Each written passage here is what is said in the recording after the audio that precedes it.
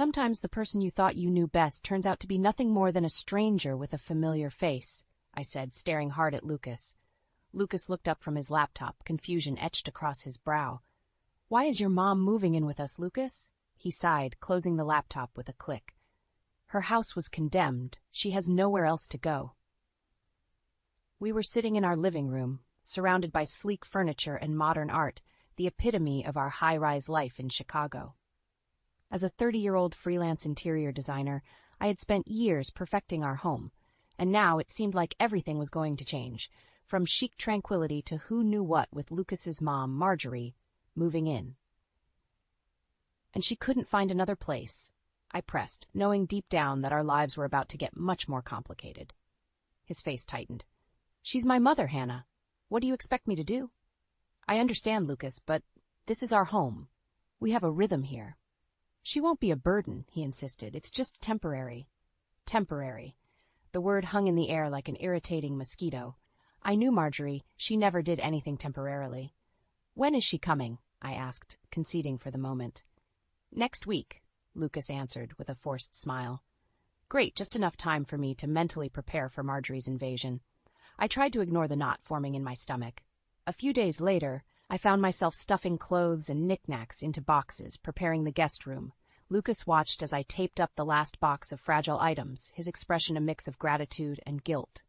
"Thanks for doing this," he murmured. I shrugged, feeling my chest tighten as I anticipated the disruption Marjorie would undoubtedly bring. It is what it is. Moments later, the doorbell rang. Lucas opened the door, revealing Marjorie, bags in hand. She walked in like she already owned the place, giving everything a once-over as if inspecting an art gallery. "Hello, dear," she said, voice dripping with fake sweetness as she hugged Lucas. She barely acknowledged me. "This is cozy." "Thanks, Marjorie," I replied, wondering how hard she'd be to deal with this time. The days went by, and any hope of a smooth transition vanished quickly. Marjorie wasn't just a guest in our home, she was a storm ripping through it. Cups left unattended, criticizing my decor choices, rearranging my things. "I thought you said she wouldn't be a burden," I muttered to Lucas one night after another impossible day. "She's trying, Hannah. Just give her some time," he said, rubbing his eyes. "She's adjusting." Adjusting? It seemed like she was adjusting to taking over. But I held my tongue, not wanting to fight with him. Yet. One morning, while making coffee, Marjorie came into the kitchen with a somber expression. "I need to talk to you and Lucas about something important," she said, plopping down on the high kitchen stool. "What's going on?" Lucas asked, concern in his voice. "My house? It needs some immediate repairs," she began. "I need some money to cover the costs. It's only for a short period." Her eyes darted between us. I bit my lip, feeling suspicion creep in. "How much are we talking about?" "A couple of $1,000 should do the trick," she said nonchalantly. Lucas glanced at me, then back at his mother. "We'll see what we can do." His words sent a chill down my spine. Later that night, Lucas approached me. "We'll help her out. She's my mom, and she's in a bind." I nodded slowly, but inside, doubts festered. I couldn't shake the feeling that Marjorie was hiding something, and it wasn't going to be easy to uncover the truth. Marjorie's official move-in day arrived with the fanfare of a minor disaster. Boxes were strewn everywhere, and her achingly critical voice filled every corner of our apartment. "Hannah," she called from the other room, "why are these plates so plain? Didn't you ever consider something with a bit more flair?" I took a deep breath, mentally recounting my mantra, "She's his mother." "Those are our everyday dishes, Marjorie. We use the others for special occasions." "Humph," she sniffed. "I suppose they're serviceable." Lucas walked in just as Marjorie was unpacking her massive suitcase in the guest room. He shot me a sympathetic look before turning to his mother. "How do you like the room, Mom?" "It'll do for now," she answered, giving the room a dismissive glance. Lucas squeezed my hand briefly. "Thanks, Hannah, for doing all this." The days passed, and Marjorie's presence became more and more stifling. She was always around, hovering, critiquing, demanding. One morning, just as I was getting into a groove with a client's design project, she barged into my home office. "Hannah, do you have a moment?" she asked without waiting for an answer. "I need to discuss something urgent." I forced a smile. "What is it, Marjorie?" "I noticed that the carpet in the living room is a little worn, Perhaps it's time for a replacement? I have some ideas. That's not in our budget right now, I said, trying to keep my tone even. We just replaced it last year. But it would really brighten up the space, she insisted, her eyes gleaming with expectation. I'm sure it would, but we have other priorities, I replied, focusing back on my computer. Marjorie huffed and left the room, not bothering to hide her irritation. It wasn't long before she found another emergency to bring to us. Lucas, Marjorie announced at dinner one evening, I need to get my car fixed. It's practically falling apart. How much will it cost? Lucas asked, concern already in his eyes. A few thousand at least, she replied, looking only at Lucas, as if I wasn't even there. Lucas sighed and looked at me. We'll have to figure this out somehow. I clenched my jaw, feeling my patience wear thin. We can't keep handing out money, Marjorie. We have our own expenses, too. Excuse me, she snapped, glaring at me. I'm your family. Family takes care of each other. If this keeps up, we won't have anything left to take care of ourselves, I said, trying to keep calm. Lucas put his hand on my arm, a silent plea to drop it. We'll manage, okay? Just, please. That night, as we lay in bed, I turned to Lucas. This can't go on, Lucas. It's too much. I know it's hard, he said, staring at the ceiling. But what am I supposed to do? She's my mom. Just think about how much we've already given her, I whispered, needing him to see reason. He didn't answer, and that silence spoke volumes. The next day, Marjorie approached me while I was preparing lunch. I need you to transfer some money to me today for the car repairs. I set down the knife, fingers clenched around the counter. I already told you, Marjorie, we can't afford it right now. She crossed her arms, glaring. Sometimes a daughter-in-law needs to make sacrifices. I met her gaze, refusing to back down. And sometimes a mother-in-law needs to respect those sacrifices. Marjorie's lips thinned and she stormed out of the kitchen. I knew then that this wouldn't be the end of her demands, and I braced myself for the battles to come. Lucas, we cannot afford a luxury car, Marjorie, I said, my voice trembling with a mix of anger and frustration. We were sitting at the dinner table, Marjorie's incessant demands now spiraling out of control. Marjorie tapped her fork on her plate, a smug smile playing on her lips. It's not just a luxury, dear. I need the space. My health issues, remember? My hand tightened around my glass of water. Health issues? Marjorie, I haven't seen any proof of those. Lucas looked between us, his face etched with worry lines. Come on, Hannah. It'll make her life easier. At what cost, Lucas? I asked, staring directly into his eyes. Lucas sighed deeply and shook his head, defeated. I'll talk to her doctor. We need to ensure it's necessary. Marjorie's eyes widened slightly, a hint of panic flickering in them, but she quickly masked it with a wave of her hand. Fine. I'll get the paperwork from my doctor. But really, Hannah, your suspicion is hurtful. 3 days later, I noticed new shopping bags in the corner of the living room. Designer labels peeked out from the glossy paper. My stomach churned at the sight.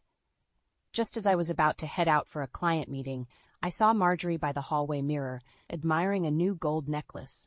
Nice necklace, I said, my tone flat. Oh, this? Her hand fluttered to the shiny trinket. A little something I picked up. It was on sale. Quite the sale, I muttered under my breath, heading for the door. That evening, I found Lucas in our bedroom, slumped over financial documents. I sat beside him, trying to catch his eye. Lucas, we need to talk. This situation with Marjorie is getting out of control. He rubbed his temples. I know, but what do you want me to do? She's my mother. She's also draining us dry, I said, frustration bubbling up. Have you seen her latest purchases? She said she found some great deals, he said, not meeting my eyes. Deals? I scoffed. Lucas, open your eyes. She's manipulating you. Lucas looked up, anger flashing in his eyes. She's not manipulating me. She has needs. I crossed my arms, feeling a cold resolve settle in my chest. So do we, and if you won't do something about it, I will. Before Lucas could respond, Marjorie walked into the room, holding her phone. Lucas, I need to show you something, she said, completely ignoring my presence. Later that night, as Marjorie settled in front of the television, I slipped into Lucas's study and began searching her financial records. Something wasn't adding up. The next morning, I confronted Marjorie at the breakfast table. Marjorie, can you show me those doctor's bills? The ones proving you need a special car? She blinked, momentarily caught off guard. Well, I I haven't had the chance to gather them yet. It's complicated. Complicated, I echoed, narrowing my eyes. More complicated than siphoning off money for your shopping sprees. Lucas walked in, catching the tail end of our conversation. What's going on? Your wife is accusing me of theft, Marjorie spat, throwing a venomous look my way. I'm asking for transparency, I countered. We deserve to know where our money is going. Lucas looked torn, glancing from Marjorie to me. Mom, maybe she's right. Can you just provide the bills? Marjorie's face hardened. Fine, I'll get them, but you'll regret doubting me. The tension was palpable. I knew things were coming to a head, and it was only a matter of time before everything exploded. But I wouldn't back down. Not now, not ever. A week passed with Marjorie dodging my requests for the bills. Each excuse she gave only fueled my suspicion. Finally, I decided to take matters into my own hands. While she was out for one of her appointments, I rummaged through her room. In the back of her closet, behind her neatly hung clothes, I found a stack of unopened bills and a small box labeled Important Papers. Opening the box, I discovered luxury store receipts hidden beneath a pamphlet for an expensive spa retreat. No medical bills, just evidence of her lavish spending. I snapped pictures of everything with my phone. Later that night, I confronted her in the living room, Lucas watching from the couch, his face tense. Marjorie, I've looked through your things, I said calmly, holding up my phone with the photos. Care to explain? Her eyes flashed with anger. How dare you go through my private belongings? Don't change the subject, I fired back. Where are your medical bills? All I found were these. I shoved the phone in her face, scrolling through the images. Lucas stepped in, glancing at the photos. Mom, is this true? Marjorie's face turned pale, but then she hissed. She's lying, Lucas. She's trying to drive a wedge between us. I took a deep breath, trying to keep my voice steady. Then show us the bills, Marjorie. Prove me wrong. She faltered, her eyes darting around as she searched for an escape. I don't have to prove anything to you, she snarled. I'm your mother, Lucas. This is ridiculous. Lucas looked torn, his loyalty stretched thin between us. Mom, if you're not hiding anything, just show us. Marjorie glared at me one last time before storming off to her room. The slamming door echoed through the apartment. Lucas, she's been lying to us, I said softly, touching his arm. She's been manipulating you. He sank onto the couch, burying his face in his hands. I don't know what to think anymore. The next morning, I woke to find Marjorie already in the kitchen, muttering to herself. She looked up as I entered, her expression venomous. You're destroying this family, Hannah, she spat. Lucas will see through you eventually. I ignored her barbs, grabbing a coffee mug. The only thing I'm destroying is your facade, Marjorie. You've been caught. She sneered, moving closer. Mark my words, Hannah. You will regret this. I refuse to be intimidated. We'll see who regrets what. Days passed, with Marjorie laying low and Lucas barely speaking. One evening, as Lucas and I sat in uncomfortable silence, he finally broke it. I checked our bank statements, Hannah. She's been transferring money to herself for months. I looked up, heart heavy with a mix of sadness and relief. What are we going to do? We need to confront her together, he said, his voice resolute. No more secrets. The next morning, we pulled Marjorie into the living room. Mom, we need to talk, Lucas began, his voice firm but soft. She crossed her arms defensively. About what now? We know you've been lying about needing money for medical expenses, I said, showing her Lucas's findings, and we're not going to continue supporting your deceit. Her face twisted in fury. You ungrateful. No, Mom, Lucas interrupted. You took advantage of us. We can't trust you anymore. She stared at us, a flash of desperation in her eyes before turning rigid. With a resigned sigh, she said, Fine, if that's how you both feel, I'll leave. We watched as she packed her things, her presence a storm finally passing. Lucas and I stood by the door, united in our decision. As she left, Marjorie threw one last look our way. You'll regret this, she muttered. But in that moment, I knew we had done the right thing, and whatever came next, we'd face it together. Marjorie's absence brought a brief calm, but the storm was far from over. One evening, while I was preparing dinner, Lucas called. His voice was tight with stress. Hannah, I need to talk to you. Can you come to the office? I rushed to his office, worry gnawing at me. As soon as I walked in, I knew something was wrong. Lucas sat at his desk, staring at a pile of papers. What happened? I asked, heart pounding. I got a call from Human Resources today, he said, not looking up. They're investigating some discrepancies in my expense reports. I felt a chill run down my spine. Discrepancies? What kind of discrepancies? Unauthorized transfers, missing funds. They're blaming me, Hannah, he said, finally meeting my eyes. I don't know how this happened. The pieces started to fall into place. Marjorie. This had her fingerprints all over it. Lucas, I think Marjorie used your work accounts. Remember how she'd always ask to use your laptop or phone? His eyes widened in realization. You think she? I'm almost sure of it, I said, my voice growing stronger. We need to find proof. We spent the next few nights digging through his digital records, tracing every unauthorized move. Buried deep in his email archives, we found what we needed. Messages sent from Lucas's account to various accounts Marjorie controlled. This has to be enough to clear your name, I said, feeling a glimmer of hope. Lucas nodded, determination in his eyes. First thing tomorrow, we show this to my boss. However, things didn't go as planned. The next morning, Marjorie showed up at our apartment, looking disheveled but defiant. Before we could make it out the door, she stopped us. Where do you think you're going? She sneered. Spreading lies about me? Lucas stepped forward, anger flashing in his eyes. You've done enough damage, Mom. We're going to clear my name. Marjorie laughed, a harsh, cruel sound. Good luck with that. You think anyone will believe you over me? I've been in Lucas's life long before you. I know how to make things look legitimate. Lucas's face fell. What are you saying? I'm saying, she continued with venom, that you're stuck, Lucas. No one will believe that sweet, innocent Marjorie would do something so vile. I steeled myself, grabbing Lucas's hand. We're still going. We shot past her into the hallway, and by some miracle, the evidence we had was enough to at least start shifting blame away from Lucas. His boss listened, eyes narrowing as we laid everything out. This is serious, his boss said, looking troubled. We'll need to investigate further. Lucas nodded, hopeful. I understand. Thank you for giving me a chance. The drive home was silent, both of us lost in thought. Once inside, Marjorie was waiting, sipping tea like nothing was wrong.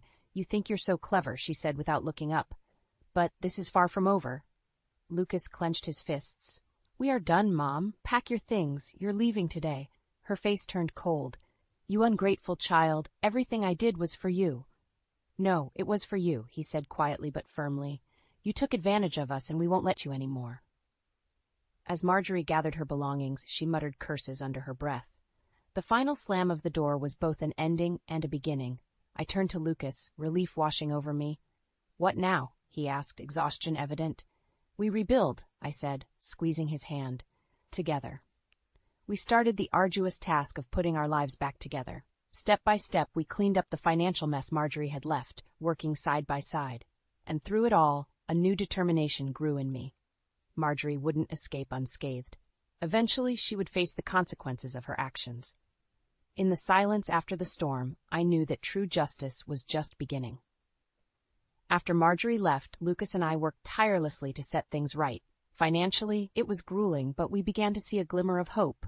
Each night, we fell asleep, exhausted, but at least without the shadow of her manipulations casting over us. One morning, while sorting through our bills, I discovered something shocking. In the records Marjorie left behind, there was proof that she wasn't just siphoning money for personal luxuries. She had also funneled significant amounts directly into fraudulent investments, putting Lucas at further risk.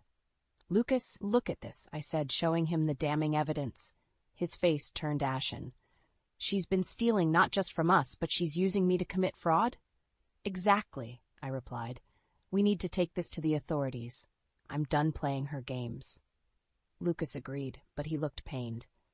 This will ruin her. Lucas, she's tried to ruin us. She deserves whatever's coming to her.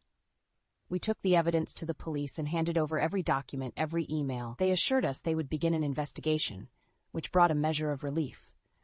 But I wasn't stopping there. Over the next few weeks, I focused on rebuilding my career. My reputation as a reliable interior designer helped me secure several new projects. One evening, sitting at my computer, I had an idea. What if Lucas's boss knew the full extent of Marjorie's actions? Lucas, I called, pulling up a new email draft. I think we should tell your company about Marjorie. He walked over, sitting beside me. You think they'll care? They need to know the kind of person she is. If it helps you clear your name completely, it's worth it." Lucas nodded, and we began drafting a detailed email. Writing every fraudulent act we discovered, we laid bare how deeply Marjorie's lies ran. At the end, we added the contact information for the detective working our case. Hitting send felt like a weight lifting from my shoulders. A week later, Lucas received a call from his boss. "Hannah, they want to meet with us," he said, excited yet anxious. At the meeting, Lucas's boss looked serious but understanding. "Lucas, Hannah, what you've brought to our attention is alarming. We had our doubts, but thanks to your efforts, we've decided to take disciplinary action against Marjorie." "What does that mean?" Lucas asked. "It means she is now blacklisted from our industry. Her actions have consequences." Walking out of that office, I felt lighter than I had in weeks. "Lucas, you know what? You deserve each other," I said, feeling a sense of closure. Lucas squeezed my hand. "Thank you for standing by me. I couldn't have done this without you." A few days later, Lucas's phone buzzed with news that took the wind out of us. Marjorie had been arrested. The news spread quickly, reaching even the corporate grapevines. Lucas's company wanted to distance itself from the scandal, and despite us proving his innocence, his job prospects diminished. Lucas sat on our couch, eyes hollow. "I've lost everything because of her." I knelt beside him, determination hardening my resolve. "No, Lucas, we've lost what she tried to steal. We still have each other, and we'll rebuild." As we packed for a move to a smaller apartment, I knew our story with Marjorie wasn't over. But I also knew that true justice was beginning to unfold. We had started this fight, and we would see it through. From this day forward, I whispered to myself, no one else will dictate our happiness. Feeling Lucas's hand in mine, I knew it was a promise we'd keep. Lucas and I moved into a modest 2-bedroom apartment a few weeks later. It was a far cry from our high-rise luxury place, but it felt like a fresh start. As we unpacked boxes, I glanced at Lucas, who looked more determined than ever. One evening, while I was reviewing new design plans, Lucas came into the room looking concerned. "Hannah, we need to talk." "What now?" I asked, feeling a twinge of worry. "Marjorie got out on bail," he said, sinking onto the couch. "And she's been trying to contact me." I felt a surge of anger. "She has some nerve. What does she want?" "She claims she's sorry, wants to talk things through," he replied, shaking his head. "That's rich," I scoffed. "More like she wants to guilt you again." "I told her we're done. But you know her. She won't stop," Lucas said, frustration lining his voice. "Well, she's going to have to face the consequences," I replied firmly. "We can't let her drag us down again." Just then, Lucas's phone buzzed. He glanced at the screen, and his expression soured. "It's her." He answered with a curt, "What do you want, Mom?" I could hear Marjorie's voice through the speaker. "Lucas, please, let's talk. I've been staying in these rundown motels. It's awful. I need help." "Help? Really? After everything you've done?" Lucas's voice was edged with anger. "I made mistakes, but I'm still your mother," she pleaded. Lucas's jaw tightened. "You've lost everything because of you, Mom? Not us. Figure it out yourself." He hung up, tossing the phone aside. The next few days were quiet but tense. Marjorie's attempts to reach out continued, but Lucas ignored them. She was desperate, and desperation made her dangerous. One afternoon, I decided to visit one of her known haunts, hoping to confront her and put an end to her interference. Finding her was easier than I expected. She was sitting outside a shabby motel, looking far worse than I'd ever seen her. "Hannah," she said, spotting me. "Came to gloat?" "No," I replied, standing my ground. "I came to tell you to stay out of our lives. You've done enough damage." Her eyes narrowed. "You think you've won? Lucas will always be my son, no matter what. And I am his wife," I countered, "which means we're in this together. Your manipulation ends here." Marjorie's face twisted with disdain. "You really think you can keep him from me? Blood is thicker than water." "Maybe," I said quietly, "but we choose our family, Marjorie, and he's chosen me." I turned and walked away, leaving her sitting alone. The feeling of finality was liberating. Returning home, I found Lucas reviewing job listings, a steely resolve in his eyes. "How did it go?" he asked. "As expected. She's not going to change," I said, sitting beside him. "Then we move forward," he said, clasping my hand. "Forget the past. Focus on what we can build now." In the weeks that followed, we started to rebuild our lives. Lucas secured a new job at a smaller firm, and I continued to grow my client base. Each small victory felt monumental, each step away from Marjorie's shadow a triumph. Eventually, Marjorie's desperate calls and messages dwindled. She had no power left over us. Lucas and I strengthened our bond, learning to trust and lean on each other more than ever. One evening, as we celebrated a new project with takeout on the floor of our modest living room, Lucas looked over at me and smiled. "We've been through hell, but we're still here." "And we're stronger for it," I replied, feeling a sense of peace I hadn't known in months. Marjorie's downfall was her own doing. Lucas and I were finally free to live our lives on our own terms, and as I looked around our small but happy home, I knew we had truly left the worst behind us. The months following Marjorie's departure were filled with newfound stability. Lucas and I focused on healing and rebuilding. We finally had the space and time to move forward without her constant shadow looming over us. One late afternoon, I received a call from my lawyer. "Hannah, your divorce papers are finalized. You're officially free." Hearing those words, a weight lifted off my shoulders. Lucas had tried to reach out, apologize, and mend things, but after everything, I knew it was time to move on. I wanted clarity. I wanted peace. That evening, I returned home, my steps lighter than they had been in a long time. Sitting at my small but cozy kitchen table, I opened a bottle of wine and poured myself a glass, toasting to the future. Just as I was about to take a sip, the doorbell rang. Opening the door, I saw Lucas standing there, his expression a mix of regret and hope. "Hannah," he began, "I heard about the divorce being finalized. I wanted to talk." I let him in, feeling a mixture of emotions. "What's on your mind, Lucas?" He took a seat, rubbing his temples. "I've been doing a lot of thinking. I know I've failed you, and I've let my mother come between us." My gaze softened slightly, but I stayed firm. "Lucas, we've both been through a lot, but I can't go back to what we had. It hurt too much." He nodded, tears welling in his eyes. "I understand. I don't expect you to forgive me or take me back. I just needed you to know I'm truly sorry." Silence hung heavy between us. Finally, I broke it. "I appreciate that, Lucas," I said softly, "and I hope you find peace too, but we need to move on separately." He nodded, standing up and heading for the door. "Take care of yourself, Hannah. You too, Lucas." As the door closed behind him, I felt a strange sense of closure wash over me. We both needed to heal, but I knew my path lay elsewhere. Weeks passed, and with the divorce behind me, my career thrived more than ever. My designs were gaining recognition, and new clients came in steadily. It felt good to have control over my life again. One day, I received an unexpected call from a potential client who wanted a complete redesign of their new office space. When I arrived at the location, I was greeted by a woman named Karen. "Hi, Hannah," Karen said with a warm smile. "I've heard incredible things about your work." I felt a surge of pride. "Thank you. I'm excited to see what we can create together."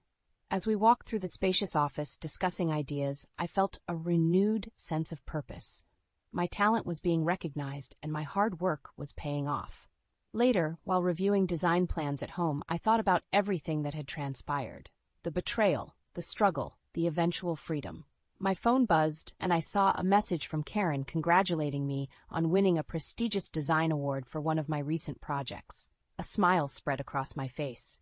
I was building a life of my own, a life free from Marjorie's manipulative grasp. Reflecting on the past, I realized that those painful experiences had shaped me into a stronger, more resilient woman. But I also knew there would always be lessons to learn and boundaries to set, none of which I'd easily compromise on again.